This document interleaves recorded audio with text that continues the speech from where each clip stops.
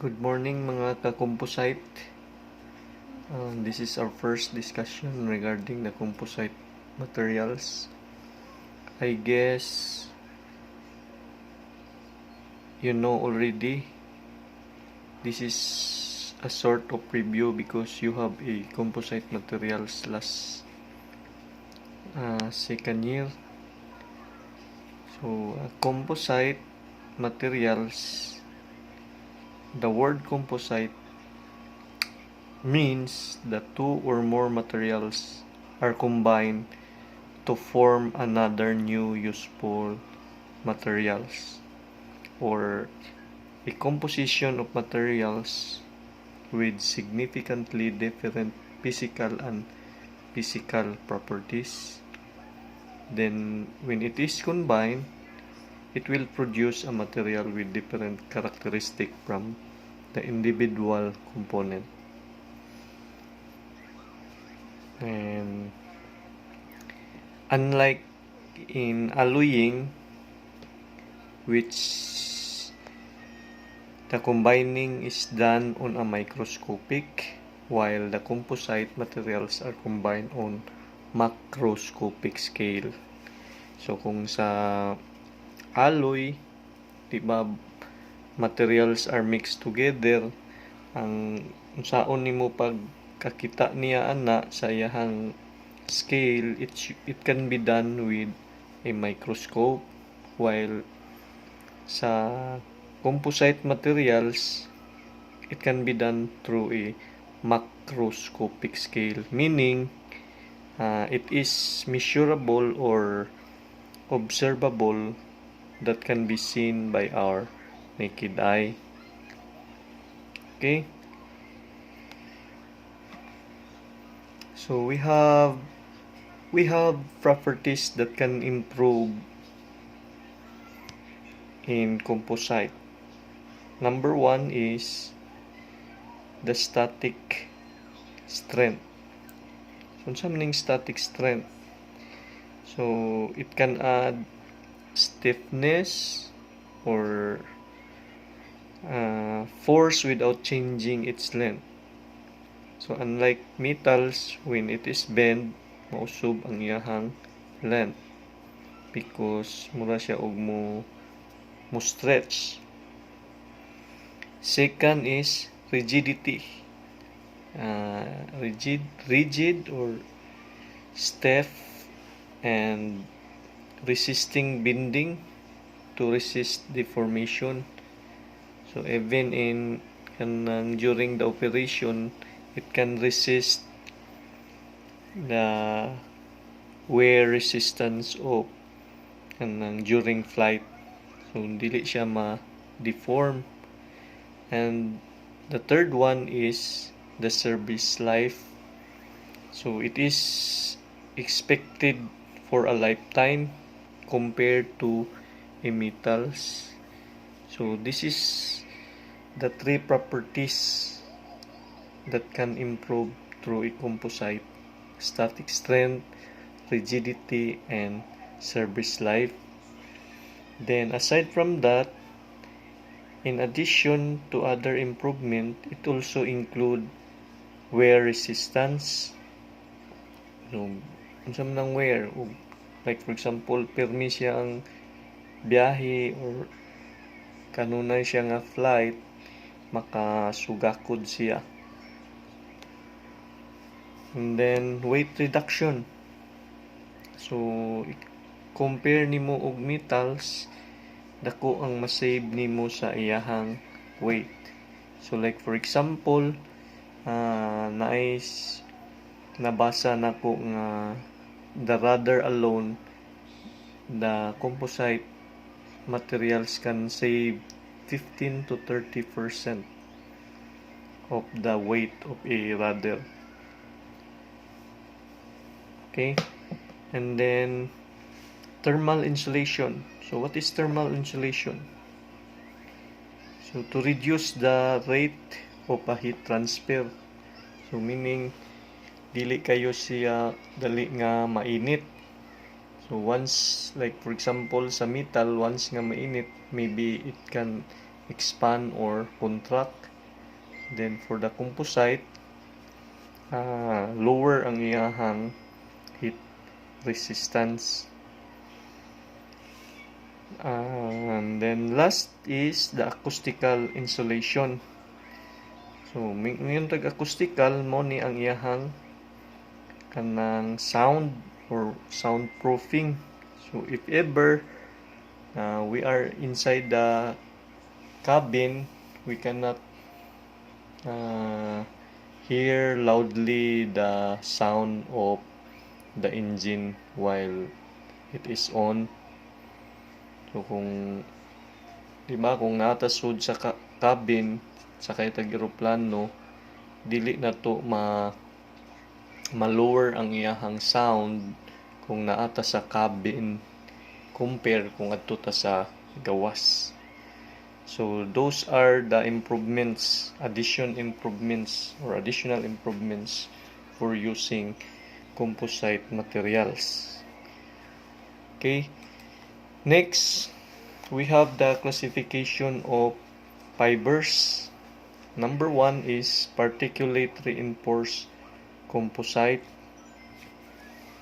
Okay, by the way, before we proceed, composite materials are used long time ago.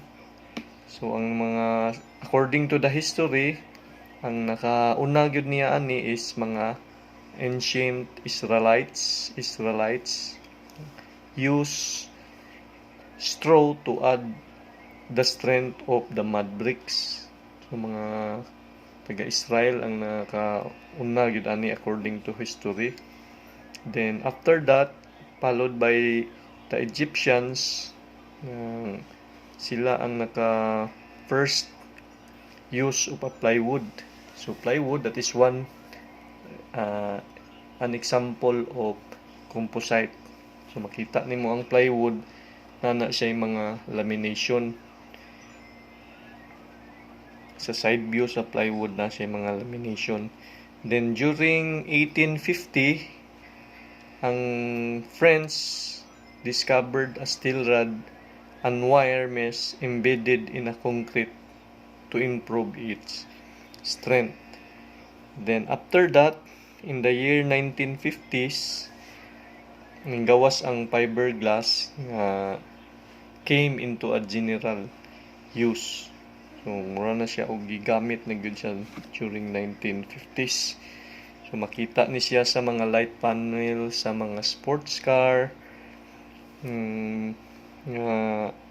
kanang mga speedboat with several layers of wooden glass cloth, and then that layers are molded one at a time and impregnated with an epoxy resin.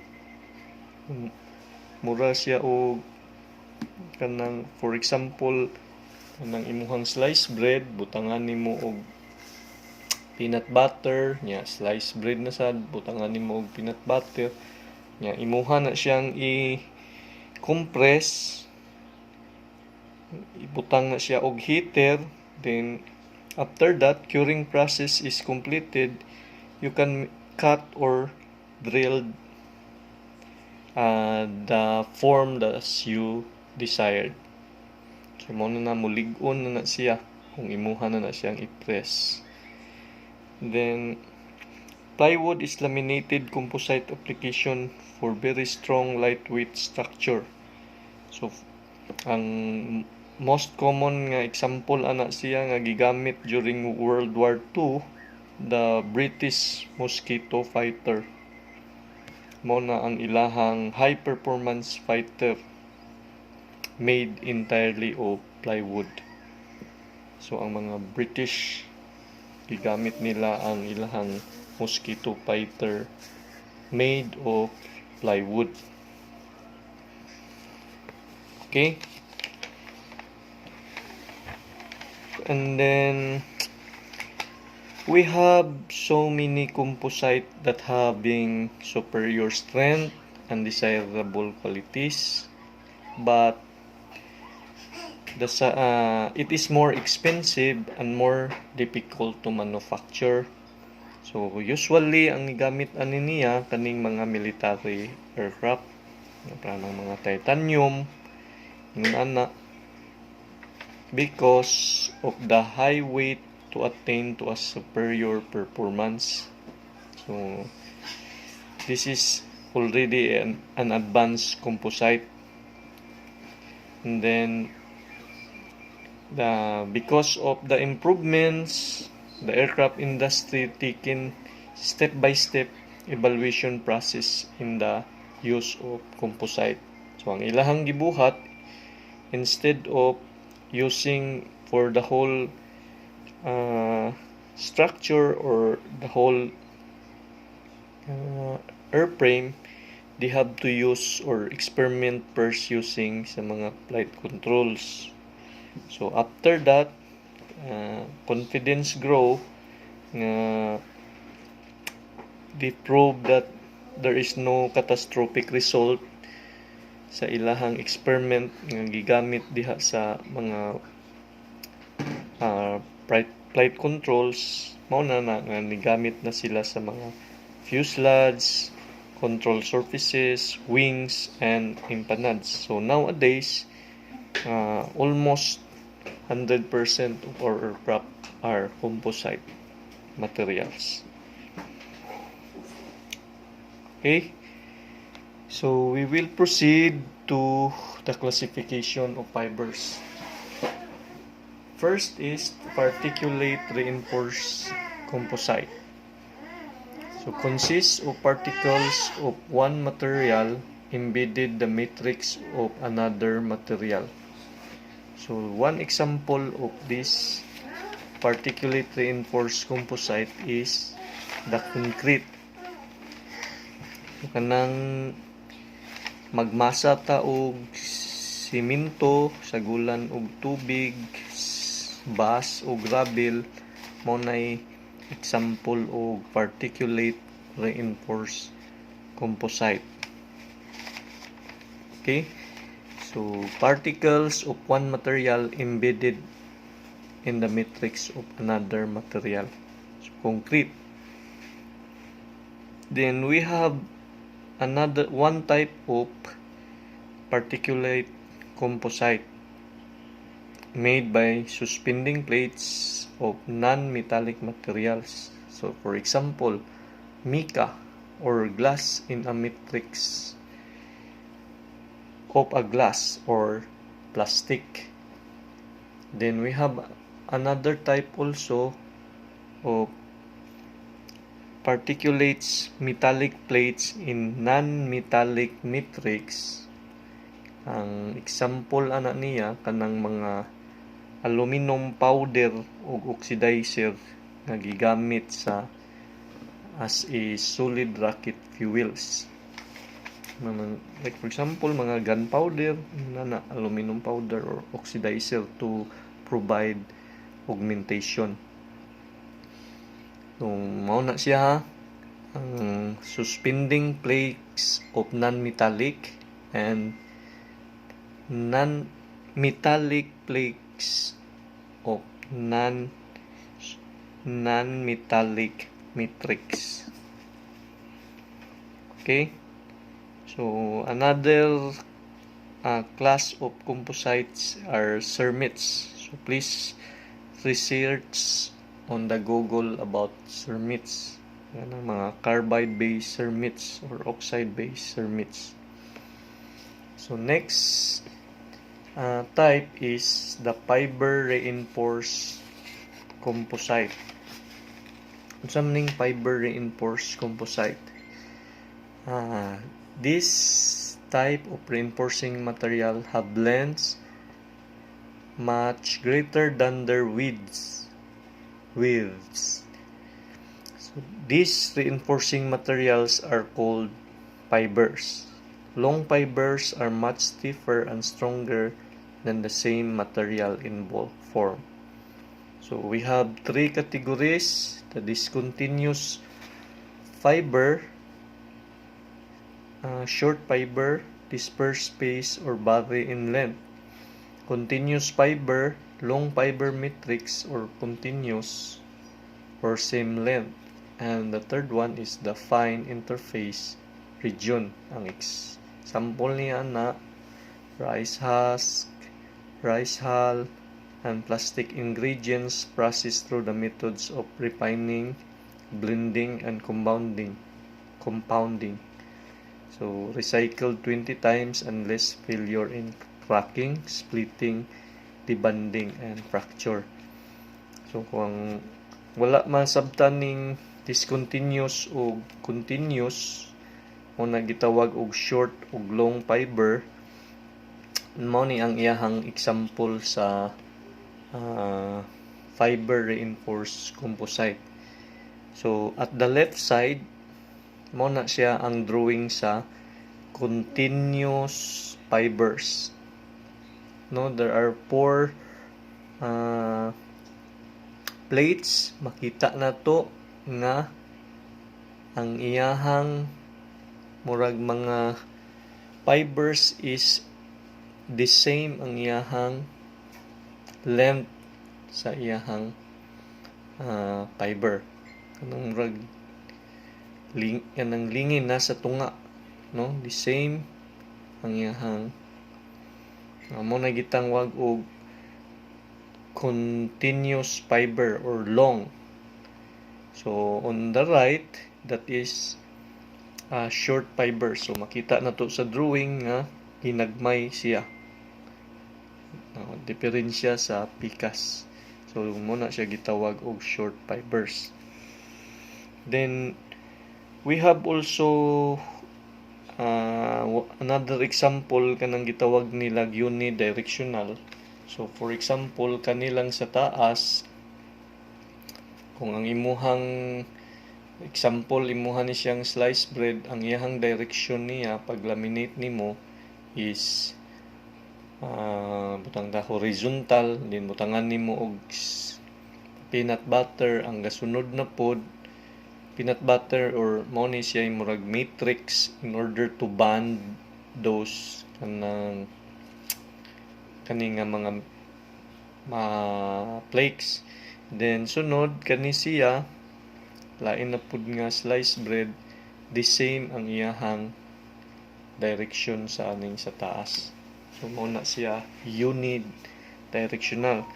So kung mingon tag isotropic materials, uniform in all direction.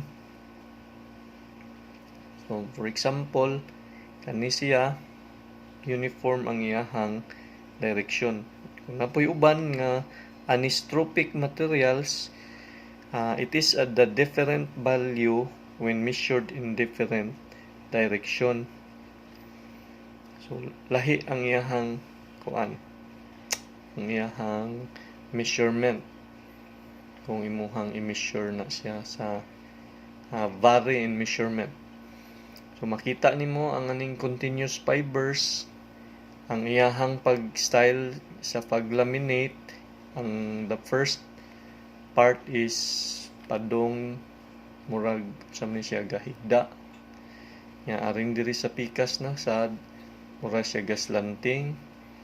Nya karing usa paingon na sa diri hantod sa paubos. So ang iyahang advantage ani mo na kung mukrak man gani, it's either ang second or third dili siya mo diretso og kakrak kani siyang upat, kay muputol man siya kung nakrak ra ang third.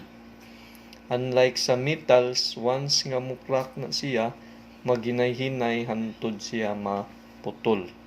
So mo nay usa ka advantage sa imuhang composite because that is laminated. Okay? So I hope nga nasabtan ang example. Then okay, fiber particulate, fiber reinforced categories nya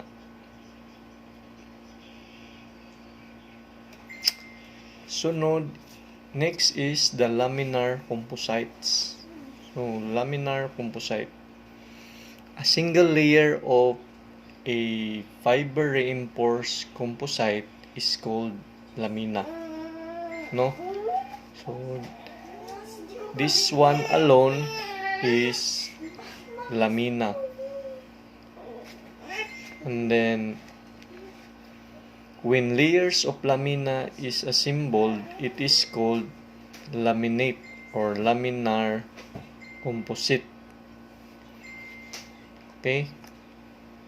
So for example, on this drawing, once this is the lamina, once there is a matrix or resin here, and then put another lamina, and then imuha na siyang i-assemble mo na, gitawag siya og laminar composite or laminate composite.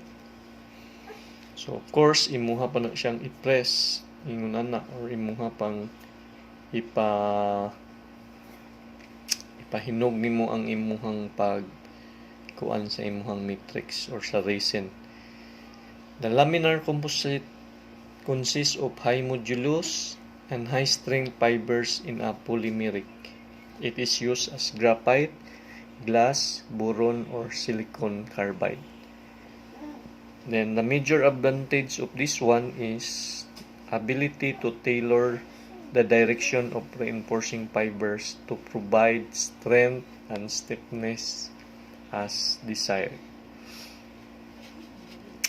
Okay, so we have here an example of laminar composite on a cross-sectional view of a blade, no? So example ni siya sa cross-sectional view of a propeller blade. So we have the parts.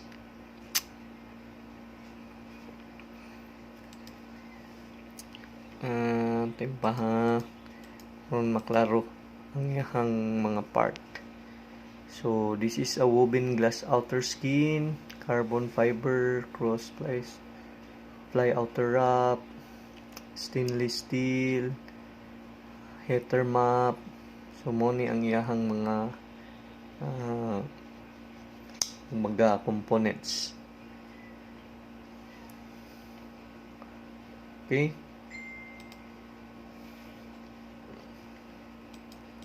Pagamyan na sa nato balik. So next is reinforcing fiber. So saan ni siyang reinforcing fiber? So we have here an example of reinforcing fiber. Mao ni ang concrete or plastic or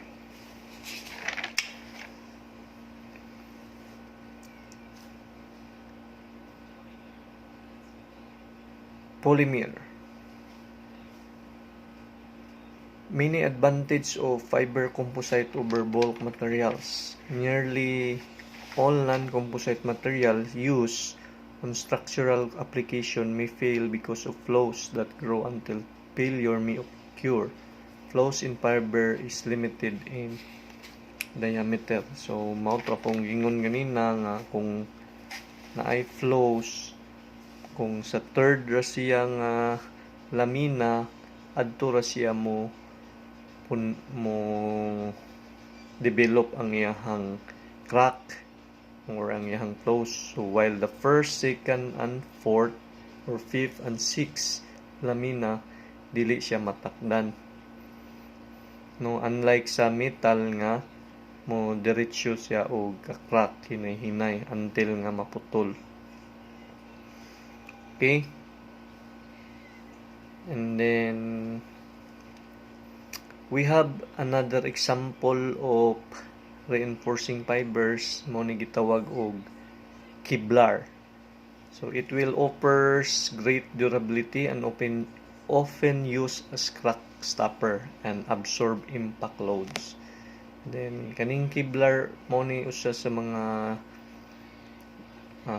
gigamit nga kuan kanang armor or kanang panggira nga dili ka madutlan, kanang gamiton sa mga military nga kanang pusilon sila dili madutlan nalimot man ko. So ang murag ilahang gigamit ana is composite nga Kevlar ang iyahang fiber, nylon fiber. So this one also used in a layer of lamina to prevent or gitawag ni siya og crack stopper. Okay, so we have here an example of reinforcing fiber nga concrete. So ang iyahang simento naanay murag mga mixture, naanay sagol nga mga fiber. Dili na diretso masinsiyo. Pareha sa murabag sa tint. Kung ang imuhang windshield walay tint, maigo siya og kanang bato, mo diretso siya og ka-crack, masinsiyo. Pero kung gibutangan nimo siya og kanang one way or unsa na tint, dili siya masinsiyo kay mohawid ang tint. So ingon ana. Then this one, aral, it is a combination of aramid and aluminum laminate, no? So laminate of 0.012 inch thick of 70-75 T6 aluminum sheet and aramid free preg of 0.008 inches thick in an epoxy resin matrix, 3 layers aluminum and 2 layers aramid. So muna the final product is 0.052 inch thick with aluminum sheet on top and bottom. So sa taas ang aluminum sheet followed by katong sa imuhang aramid, sunod aluminum, sunod aramid, then sa kinailawman ang aluminum sheet. So taas ug sa ubos mo na aluminum sheet. Muna nagtotal sila og 0.052 because 3 layers of 0.012 ug 2 layers sa 0.008, total of 0.052. Then this aral laminate, ang one of the advantage is the resistance in fatigue, crack growth. So we have here an example of aral laminate, no, mura siya og cartoon. So makita na to ang cartoon sa side view na ay murag ingon ani, pareha ani, no? So ingon ani ang aral laminate. So kasagaran makita na to ni sa mga aluminum sheet. Kung imuha siyang makita sa imuhang sa inyong gigamit nga pareha ng mga toolbox, ingon ana mao ni siya. Okay. Then the advantage of aral, the aramid aluminum laminate, it is extremely longer fatigue life. And then weight saving. So example, rather 15 to 30% weight reduction. And then 20 to 50% weight reduction and 20 to 25% cost reduction. So imagine ang rudder nimo na less ya og 30% compared to metals. And then ang cost pud niya moabot pud og 20 to 25%. Okay, diri sa lang tataman. If you have questions, you can ask during our class schedule. Okay, thank you and good evening.